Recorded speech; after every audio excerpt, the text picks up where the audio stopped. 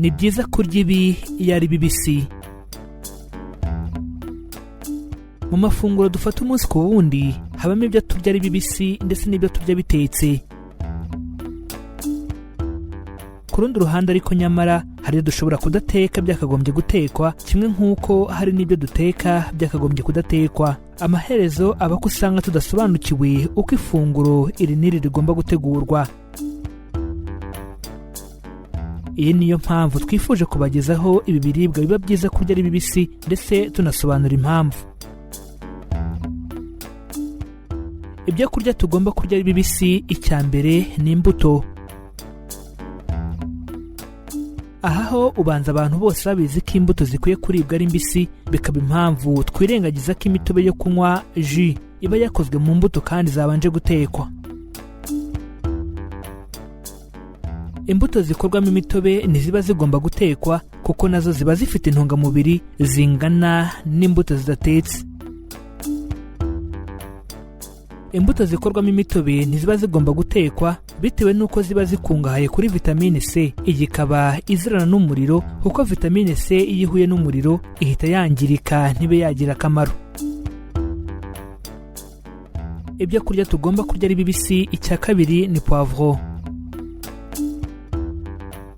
Kimwe n'izindi mbuto, poivro nayo ikungahaye kuri vitamine C, by'umwihariko yifitemo ubwinshi bw'iyi vitamine kurusha izindi mbuto zose. Twibutse ko iyi vitamine C dusanga muri poivro igira uruhare runini mu kongerera ingufu ubudahangarwa bw'umubiri. Niba kuyirya ari mbisi utabibasha, wayikatira ku byo kurya bihiye umaze kwarura, cyangwa ukareba ibiryo bigiye gushya ukayikatiraho ukabona kuyirya. Ikindi kandi ushobora no kwinyuza mu mavuta akanya gato kugira ngo urubisi rushiremo, ariko ukirinda kuyihisha. Ibyo kurya tugomba kurya ari bibisi, icya gatatu ni ibitunguru na tungurusumu. Mu bitunguru na tungurusumu dusangamo allicin, igezweho guhangana na kanseri no kongera ubudahangarwa bw'umubiri. Mu bitunguru na tungurusumu habamo kandi quercétine, ikaba nayo ifasha mu gusohora uburozi mu mubiri, bityo iyo utetse ibitunguru na tungurusumu uba wangije izi ntungamubiri. Nubwo abenshi dukaranga igitunguru ngo gihumuze ibiryo, ntacyo bitwaye, ariko nyabuneka ujye usigaza icyo uza kurya ari kibisi bimaze gushya kuko nicyo kirimo intungamubiri zikenewe. Tungurusumu nayo wayirya ari mbisi, kandi niba udashaka ya mpumuro yayo wayihekenyana n'ubunyobwa cyangwa se ubuki. Ibyo kurya tugomba kurya ari bibisi, icya kane ni amashu. Mu mashu dusangamo sulforaphane, igezweho guhangana na kanseri, bityo iyo yatetse irangirika akamaro kayo ntikabe kakibonetse.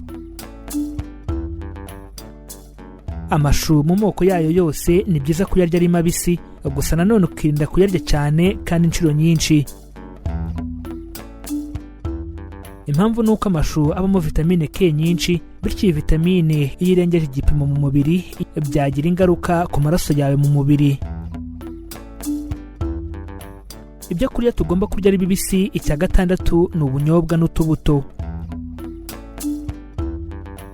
Yego nibyo agasozi k'ubunyobwa kararyoha, ariko ni byiza kuba wabirya bidatetse.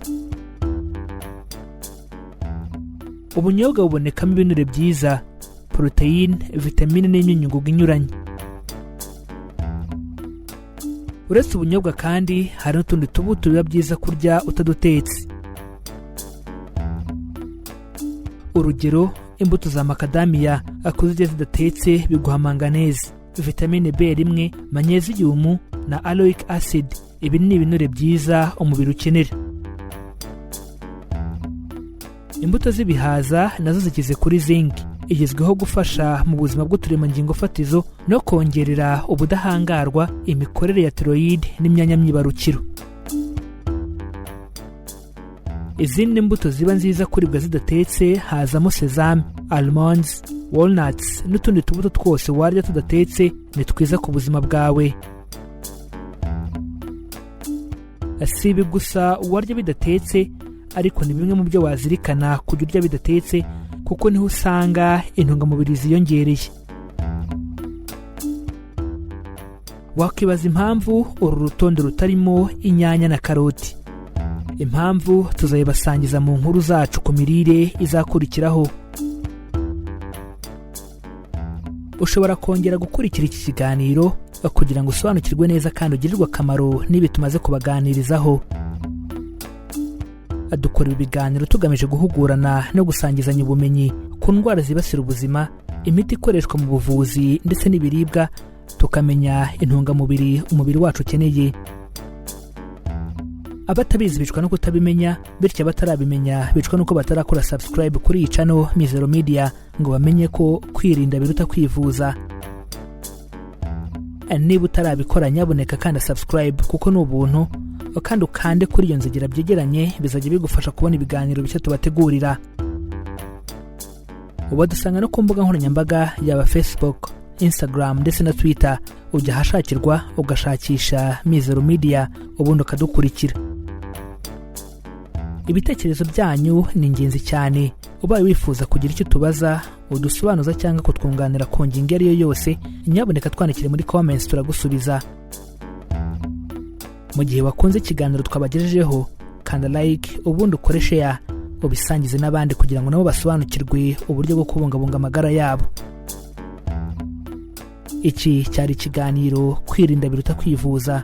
Amahoro y'Imana bane namwe, tubifurije kuzirikana ko amagara ari ubukungu.